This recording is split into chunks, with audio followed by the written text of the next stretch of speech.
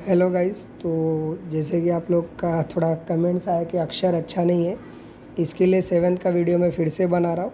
इसमें proper neat and clean मैंने लिखा है और आपको अच्छे से समझ में आएगा। ठीक है, पूरा क्लियरिटी के साथ बना रहा हूँ, अच्छे से पेन से मैंने लिखा है। थोड़ा घाई घाई में पेंसिल की वजह से दिक्कत हुआ था, लेकिन अभी अच्छे से आपको इसमें दिखाई देने वाला है। जैसे कि आपका ओरल सेक्शन है, ओरल सेक्शन में अभी respond the question orally base on, अभी मैं पूरा एक्सप्लेन करने वाला हूँ कि क्या क्या है। जैसे आपको यहाँ पे दिया गया है कि you catch your friend copy answer in the exam hall, तो आप क्या करोगे अगर आपका दोस्त पकड़ा गया तो। Your friend avoid her study, वो अपना पढ़ाई नहीं करता, तो आप उस सिचुएशन में क्या करोगे, उसको समझाओगे क्या करोगे। You found the someone wallet at the bus stop, आपको अगर किसी का बस स्टॉप पे वॉलेट मिल गया है गिरा हुआ, तो आप उस समय में क्या करोगे, उसका उस वॉलेट को जैसे आप घर पे लेके जाओगे या पुलिस स्टेशन में जमा करोगे, तो इसमें बताने का टीचर को। मतलब इसमें से 5 क्वेश्चन में से कोई 2 या 3 टीचर आपको पूछेगी, क्योंकि 5 मार्क्स का है, तो आपको अलग अलग सिचुएशन देगी और आंसर लिखना रहेगा।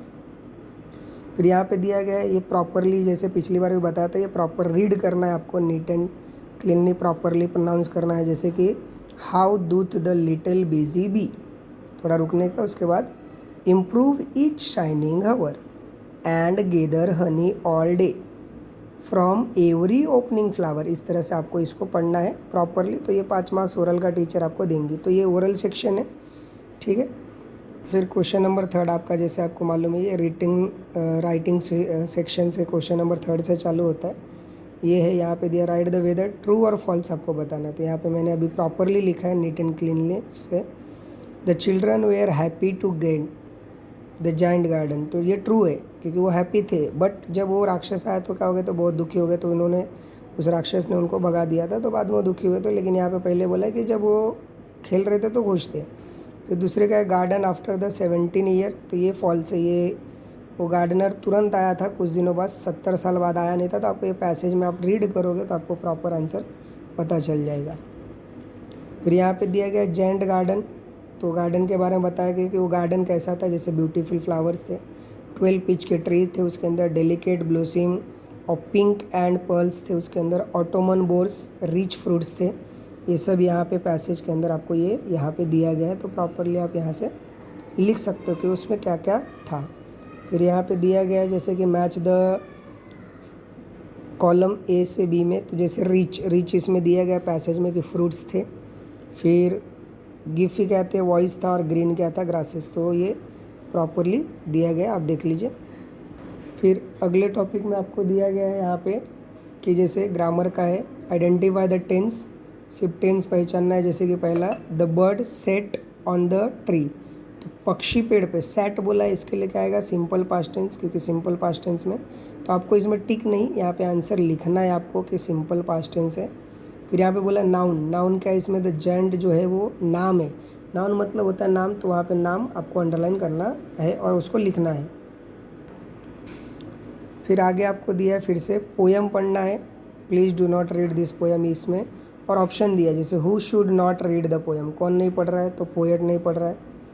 तो in what manner does the poet addressed the reader, क्या बोला है, पोलाइटली नहीं, एंगरली बोल रहा है थोड़ा सा, तो इसमें है। उसके नीचे आपको यहाँ पे दिया गया instead of reading the poem the poet suggested, क्या पोएट सजेस्ट कर रहा है कि आपको पढ़ना नहीं है, जस्ट मूव अलॉन, आपको दूर भागो, मतलब उसको पढ़ो मत, ये सजेस्ट कर रहा है। देयर नथिंग हियर टू सी, इसके अंदर कुछ देखने के लिए है नहीं, तो ये आपको इसमें बता रहा है, ठीक है। फिर आगे क्वेश्चन उसी में राइमिंग वर्ड लिखना है, तो ये राइमिंग वर्ड के लिए डैश यूज़ करना है, क्रॉस नहीं, क्रॉस का मतलब अपोजिट हो गया।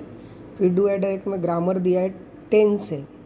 प्रोग्रेसिव का मतलब होता है बच्चों कंटिन्यूअस करना, यानी कि पास्ट कंटिन्यूअस बोला मतलब वो प्रोग्रेसिव हो गया, तो उसमें हम लोग यहाँ पे कंटिन्यूअस में वॉज वेयर और आईएनजी लगता है पास्ट है, तो यहाँ पे बस आपको जो आर दिख रहा है इसको बदलना है, आर की जगह पे आपको, सॉरी तो ये गलत हो गया थोड़ा, मैं आपको चेंज कर देता हूँ। तो ये यहाँ पे आर ही मैंने लिख दिया है गलती से, तो वहाँ पे वेयर आएगा, तो ये थोड़ा सा गलत हो गया था गाइस, यहाँ पे आर नहीं आएगा क्योंकि हमको चेंज करना था, हम लोग ने गलती से वही लिख दिया। तो दे मतलब ये बहुत सारे हैं, तो उसके लिए वेयर लगता है, बाकी एज इट इज़ रहेगा। फिर यहाँ पे भी आपको क्या करना है, पास्ट परफेक्ट, तो एक ही है वहाँ पे हैड, तो यहाँ पे हैज़ को हैड बना देंगे, बाकी एज इट इज़ कॉपी करना है। फिर यहाँ पे भी नेगेटिव बनाना है तो बॉयज़ की जगह पे गर्ल्स कर दो, बाकी एज इट इज़ सेम कर दो। यहाँ पे Pinky has finished her homework, तो Pinky has not incomplete her homework, तो उसका इनकम्प्लीट नहीं था, ठीक है, उसका होमवर्क क्या था, कंप्लीट हो गया था, इनकम्प्लीट नहीं था। अभी राइट द नेम, तो यहाँ पे बोला है ट्रांजेस्टिव और इनट्रांजेस्टिव वर्ब लिखना है। तो जो राइट है ये ट्रांजेस्टिव वर्ब है, और फ्लाई जो है ये आपको फ्लाई मतलब हो गया आपका वर्ब हो गया, तो इसके लिए इसको इनट्रांजेस्टिव बोलते हैं। फिर नीचे आपका दिया आइडेंटिफाई द डायरेक्ट और इनडायरेक्ट, तो जो अस है वो डायरेक्ट स्पीच है, और इंग्लिश जो है ये नाम है यानी कि नाउन है, इसके लिए वो इनडायरेक्ट स्पीच में आ गया। तो ये हो गया आपका गाइस क्वेश्चन नंबर 5 तक। फिर आगे देखते हैं क्वेश्चन नंबर 6। तो जैसे कल बताया था क्वेश्चन नंबर 6 में आपको कंपाउंड वर्ड लिखना है। जैसे फुटबॉल है यहाँ पे, तो फुटबॉल का आपको यहाँ पे कंपाउंड वर्ड इसमें से ढूंढना है, आपको प्रॉपरली वर्ड को देखना है। जैसे यहाँ पे अगर आप देखोगे तो फुटबॉल लिखा हुआ है। कंपाउंड वर्ड का मतलब होता है दो शब्दों को जोड़ के बनाया जाता है। फिर अपोजिट वर्ड है ईजी का, ठीक है, थर्ड है। फिर ईजी का यहाँ पे आप एक और वर्ड लिख सकते हो, जैसे हार्ड भी आप लिख सकते हो। फिर यहाँ पे अल्फ़ाबेटिकली यानी कि ABCD के हिसाब से, तो सबसे पहले ए आता है, फिर BC है नहीं तो डायरेक्ट, DB नहीं है तो E नहीं है, F पे आएंगे, फिर J और फिर के आगे लाइन से लिख लेना है। फिर यहाँ पे वर्ड चेन है, मतलब लास्ट के लेटर से, अभी जैसे R से रैट बनाया, T से टाइगर बनाया, R से वापस आया तो रैबिट बना दिया, T से टॉल, तो लास्ट का लेटर से आपको स्टार्टिंग करना है। फिर ये एक बस का चार्ट दिया गया है, तो उसके टाइम टेबल के हिसाब से आपको यहाँ पे फिल करना है। जैसे what is a time table present, तो रिप्रेजेंट टाइम टेबल किसका है ये, तो यहाँ पे दिया गया Pune airport bus service time table, तो मैंने लिख दिया पुणे एयरपोर्ट का है। List any 2 word related to the bus journey, bus journey से क्या एक रूट है, और रूट के बाद यहाँ पे और डेस्टिनेशन दिया कि कहाँ तक जाना है। Which route number goes to the Swargate to the Pune airport, तो रूट 3 जो है आप उसको देखोगे प्रॉपर, ये वर्ड कहाँ पे लिखा है, तो यहाँ पे लिखा हुआ है। तो रूट 3 जो है वो आपको वहाँ से वहाँ तक लेके जा सकता है, तो वो चीज़ें को आपको ध्यान में रखना है, वही चीज़ें आपको क्या करनी है वहाँ पे लिखना है। फिर यहाँ पे बोला है विच रूट गोज़ टू, ये हो गया अपना how many routes are available for reaching the Pune airport, तो कितने सारे हैं, 5 रूट जो हैं वो 5 रूट आपको दिखेगा, तो सब पुणे के तरफ ही जाते हैं मोस्टली, जितने देखो पुणे पुणे पुणे पुणे, तो ऑल रूट्स कहाँ पे जा रहे हैं, पुणे की तरफ जा रहे हैं। तो ये हो गया आपका क्वेश्चन नंबर 6 और क्वेश्चन नंबर 7 प्रॉपरली। यहाँ पे भी कुछ क्वेश्चंस दिए गए उसके कि टाइमिंग क्या है उसका वहाँ पे जाने का एयरपोर्ट पे, फिर वहाँ पे कहाँ से आपको और जानकारी मिल सकती है। तो फिर यहाँ पे 2 जनों का ऑटोबायोग्राफी दिया गया है, रविन्द्रनाथ टैगोर का दिया गया और कुसुमगंज का एक दिया गया है, जो मराठी पोएट्स थे, तो इनके बारे में यहाँ पे मैंने लिखा है। जैसे उनका डेट ऑफ बर्थ वगैरह क्या है, सारी चीज़ें आपको इसमें मेंशन की गई। डेट ऑफ बर्थ दोनों का पैसेज में से दिया गया और लिखना है। लैंग्वेज, ये रविन्द्रनाथ टैगोर मराठी ये बोलते थे, और ये बंगाली और इंग्लिश जानते थे। स्टेट, एक वेस्ट बंगाल के थे, एक अपने महाराष्ट्र के थे। लिटरेसी कितना क्या क्या करते थे वो, वर्क क्या था काम, अवार्ड कौन सा नोबल और ज्ञानपीठ मिला है, डेथ कब हुआ वो। तो यहाँ पे ये आपको बड़ा इजी है, इसमें से आपको 6 मार्क्स मिल जाएंगे। मतलब अगर आपने ये पूरे पॉइंट लिखे तो 3 मिलेगा, इधर पूरे लिखे तो 3, यानी कि दोनों का अगर आपने लिखा है तो 6 मार्क्स मिलेंगे प्रॉपरली। तो ये अच्छे से देख लीजिए और लिखिएगा। फिर अभी हमारे लास्ट टॉपिक पे आते हैं। तो लास्ट टॉपिक जो है हमारा, तो ये है थैंक यू नोट से आपके पेरेंट्स ने आपको साइकिल दिया है। तो साइकिल दिया है आपको, किसी ने भी दिया रहेगा, मम्मी पापा ने, तो मैंने एक मम्मी पापा को लिखा, dear mom and dad thank you so much. आज का ही डेट डालना जब पेपर होगा उस दिन का।